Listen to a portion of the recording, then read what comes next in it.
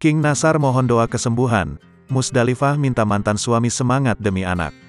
Kabar kurang sedap datang dari pedangdut King Nasar. Nasar dikabarkan tengah sakit hingga harus diopname. King Nasar membagikan fotonya terbaring lemah di ranjang rumah sakit di akun Instagramnya. Tampak Nasar menggunakan alat bantu napas berupa konsentrator oksigen di hidungnya. Wajah dari pemilik nama lengkap Fahad Ahmad Sungkar Nasar ini juga terlihat sayu.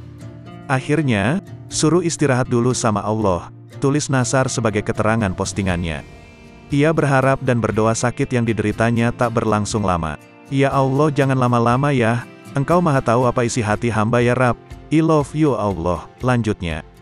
Mantan suami Musdalifah itu juga meminta doa untuk kesembuhannya kepada semua orang yang sayang padanya.